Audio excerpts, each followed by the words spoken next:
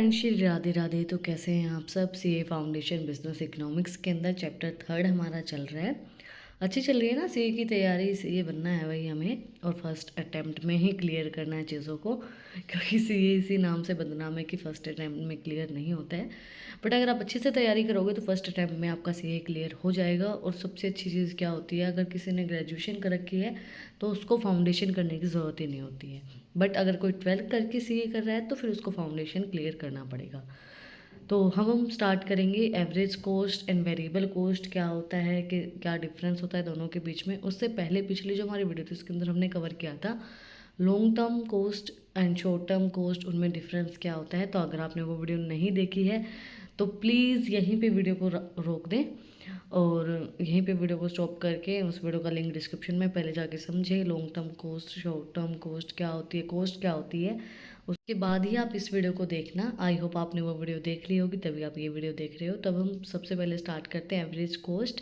The average cost is the sum of the total cost of goods divided by the total number of goods. The average cost is also known as unit cost and the below formula can calculate the average cost. Average cost जो होता है वो होता है जो सम हमारा total cost का आया है उसको हम डिवाइड करेंगे जितने हमारे पास टोटल नंबर ऑफ गुड्स हैं, तो हमारी एवरेज निकल आएगी। जो एवरेज कॉस्ट है वो निकल आएगी। तो एवरेज कॉस्ट को हम यूनिट कॉस्ट भी बोलते हैं। फॉर्मूला क्या रहेगा एवरेज कॉस्ट को कैलकुलेट करने के लिए, average cost equals to total cost divided by number of unit produced. Total cost को डिवाइड करेंगे जब हम नंबर ऑफ यूनिट प्रोड्यूस थे तो हमारी एवरेज कॉस्ट निकल आएगी। It is directly proportional to the cost total cost of goods and interval proportional to the number of goods. So average cost decrease when the number of goods increase. देखो average cost decrease होगी जब हमारे number of goods increase होंगे, क्योंकि total cost divided by number of units जब produce को हम divide करेंगे तभी हमारी एवरेज कॉस्ट निकल के आती है। इट हैज़ टू कंपोनेंट, इसके भी दो कंपोनेंट होते हैं, variable cost and fixed cost. The average cost aim to assess the impact on total unit cost with change in output level.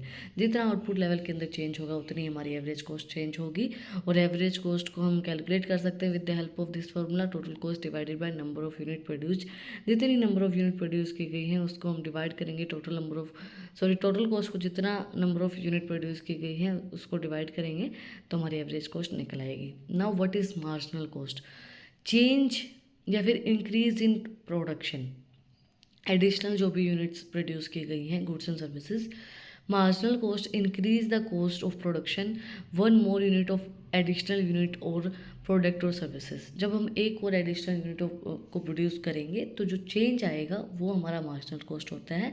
जैसे कि 10, 20, 30, 40, 50 इस तरीके से हमारे पास कॉस्ट है। अब मार्जिनल कॉस्ट क्या होगी, जो चेंज आ रहा है 10 को 20 में से माइनस करेंगे तो 10 आ गया, फिर 20 में से 30 को फिर 10 आ गया, 30 में से 40 को फिर 10 आ गया, फिर 40 में से 50 को फिर 10 आ गया।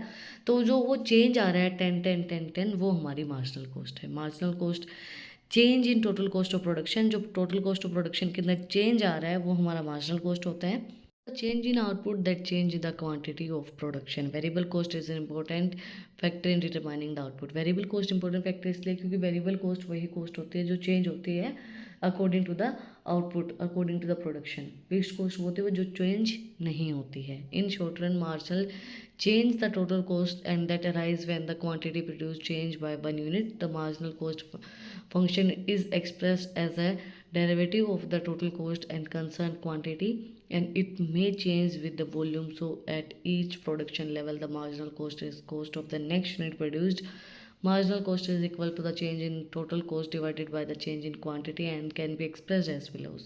देखो सिंपल सी चीज़ है। मार्जिनल कॉस्ट जैसे मैंने आपको बताया जो चेंज आएगा कॉस्ट जो अराइव हुई है नई क्वांटिटी प्रोड्यूस करने से और चेंज इन वन यूनिट के चेंज होने से, तो वो हमारी मार्जिनल कॉस्ट होती है।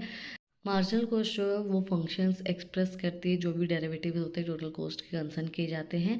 ये होता है change with volumes at each production levels. Marginal cost change होती है हर एक नेक्स्ट यूनिट जब प्रोड्यूस की जाती है। जैसे नेक्स्ट यूनिट प्रोड्यूस होगी तो जो चेंज आएगा वो हमारी मार्जिनल कॉस्ट होगी। Marginal cost equals to change in total cost divide by change in quantity. जो चेंज आया टोटल कॉस्ट के अंदर जिसके अंदर हम फिर डिवाइड करेंगे चेंज इन क्वांटिटी को तो हमारा मार्जिनल कॉस्ट निकल आएगा। Where change in total cost is difference in total cost of production including additional units and total cost of production of the normal units. जो चेंज है हमारा total cost का difference होता है टोटल कॉस्ट प्रोडक्शन के अंदर additional unit जो consume की जाती है total cost production in the normal units, and change in total cost equal to total cost of production including additional unit total cost of production of a normal unit. जो change आएगा तो इन total cost equal होगा जो हमारी total cost of production है जो भी additional unit consume की गई है। Change in quantity is the difference of total quantity product including additional unit and total quantity product of normal units. जो चेंज आएगा यूनिट ऑफ इन डिफरेंस के अंदर और टोटल क्वांटिटी प्रोडक्ट के अंदर वो इंक्लूड किया जाएगा जो भी एडिशनल यूनिट और जो टोटल क्वांटिटी हमारी प्रोड्यूस की गई है नॉर्मल यूनिट के अंदर। Change in quantity equals to total quantity product including additional unit minus total quantity product of normal unit. Change in quantity हम किस तरीके से निकालेंगे, टोटल क्वांटिटी ऑफ प्रोडक्ट जो इंक्लूड करेगा एडिशनल यूनिट को उसके अंदर से माइनस करेंगे total quantity product of normal unit जो नॉर्मल यूनिट की टोटल क्वांटिटी है प्रोडक्ट की, तो माइनस करने से हमारा चेंज इन क्वांटिटी निकल आएगा। It can be said as the extra expansion of a production one additional unit. It helps manage to the best decision management to the best decisions for the company and utilize its resources in a better and more profitability way.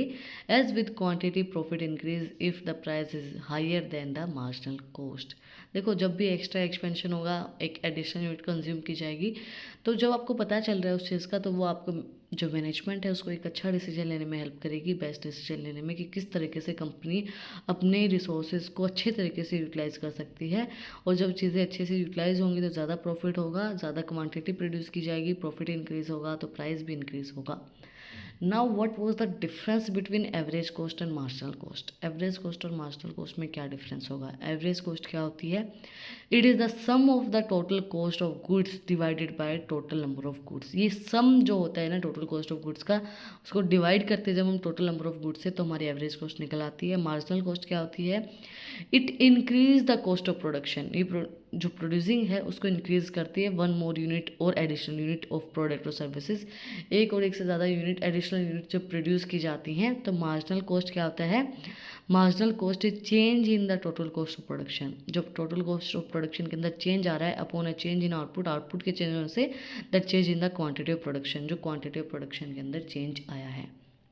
M क्या होता है average cost का, the average cost aim to assess the impact on total unit cost with a change in output level. ये हमें बताता है कि क्या इम्पैक्ट रहेगा टोटल यूनिट कॉस्ट का आउटपुट लेवल के चेंज होने से। मार्जिनल कॉस्ट का क्या एम रहता है, marginal cost aim to find whether it is beneficial to produce an additional unit of goods. ये हमें बताता है कि क्या बेनिफिशियल है, हम एक एडिशनल यूनिट को प्रोड्यूस कर रहे हैं तो वो हमारे लिए फ़ायदा दे रहा है या नुकसान दे रहा है, वो चीज़ को डिफाइन करता है मार्जिनल कॉस्ट। क्योंकि एडिशनल यूनिट हम प्रोड्यूस करते हैं उससे हमें चेंज पता चलता है कि हमें फ़ायदा दे रहा है नुकसान दे रहा है, हम माइनस में जा रहे हैं या हम प्रॉफिट में जा रहे हैं। तो मार्जिनल कॉस्ट का एम यही होता है कि हमें बेनिफिट प्रोवाइड करवाता है कि एडिशनल यूनिट प्रोड्यूस करना हमारे लिए फ़ायदेमंद रहेगा या नहीं रहेगा। उस चीज़ को डिफाइन करने के लिए मार्जिनल कॉस्ट यूज़ किया जाता है, मेन एम होता है इसका। देन फॉर्मूला क्या रहेगा एवरेज कॉस्ट को कैलकुलेट करने के लिए, average cost equals to total cost divide by number of goods. Average cost हम कैलकुलेट कर सकते हैं, टोटल कॉस्ट को डिवाइड करेंगे नंबर ऑफ गुड्स से। मार्जिनल कॉस्ट किस तरीके से कैलकुलेट करेंगे, चेंज इन टोटल कॉस्ट, जो टोटल कॉस्ट के अंदर चेंज आया है उसके अंदर डिवाइड करेंगे चेंज इन क्वांटिटी, तो हमारा मार्जिनल कॉस्ट निकल आएगा। Shape of curve, it curves in stating fall due to declining fixed cost but then rise due to an increase in average variable cost। जो शेप होती है average coast की वो हमारी डिक्लाइनिंग होती है फिक्स्ड कोस्ट की वजह से नीचे की तरफ जाएगी, बट राइज इंक्रीज कब होती है, जब राइज होगा हमारी एवरेज वेरिएबल कोस्ट के अंदर। एवरेज वेरिएबल कोस्ट वही होती है जो चेंज होती है आउटपुट के चेंज होने से। देन मार्जिनल कोस्ट के अंदर it curves concave when return increase and then move linearly and smoothly with the constant return and the final change in convex when marginal cost show increasing return। देखो सबसे पहले तो concave होता है, उसके बाद जब मार्जिनल कॉस्ट इंक्रीजिंग रिटर्न पे जाता है तब फिर वो कन्वेक्स हो जाता है। Best criteria when the objective is to minimize cost, क्योंकि जब आपका ऑब्जेक्टिव मिनिमाइज़ करना है कॉस्ट को, जितना मतलब मिनिमाइज़ कर सकते हो उतना है, तो फिर आप एवरेज कॉस्ट का यूज़ करते हो। मार्जिनल कॉस्ट हमें प्रॉफिट मैक्सिमाइजेशन बताता है, when the objective is profit maximization. जब प्रॉफिट मैक्सिमाइजेशन करना है तो आप एडिशनल यूनिट को प्रोड्यूस करके देखते हो कि आपको प्रॉफिट हो रहा है नहीं हो रहा है, चेंज देखते हो कि क्या चेंज आ रहा है। Then component, it has two component, average fixed cost and average variable cost. Average cost के दो कंपोनेंट होते हैं, average fixed cost and average variable cost. And marginal cost के अंदर it is a single unit and does not have any component. Marginal cost एक single unit होती है तो इसका कोई भी कंपोनेंट नहीं होता है। एवरेज में हमारा फिक्स और वेरिएबल हो सकता है। That's it for today. आज हमने कंप्लीट किया average cost, marginal cost, what was the difference between average cost and marginal cost. अगर आपको कुछ भी डाउट है, कुछ भी पूछना है तो कमेंट में मुझसे पूछ सकते हैं। और अगर आपको इन टॉपिक्स की PDF चाहिए तो टेलीग्राम चैनल का लिंक भी डिस्क्रिप्शन में है, वहाँ पर जाके आप मुझे फॉलो कर सकते हैं। और भी अच्छी अच्छी इंटरेस्टिंग रील्स को देखने के लिए इंस्टाग्राम चैनल का लिंक भी डिस्क्रिप्शन में है, वहाँ पे जाके आप मुझे फॉलो कर सकते हैं। और यहाँ तक वीडियो को देखा है तो सब्सक्राइब के बटन पे भी एक मुक्का मार दो और बेल आइकन प्रेस करो ताकि जो सबसे पहले अपडेट है वो आप लोगों के पास आए। फिर मिलते हैं एक नई वीडियो के साथ, एक नए टॉपिक के साथ। Like share subscribe. Thank you for watching my video and enjoy your life.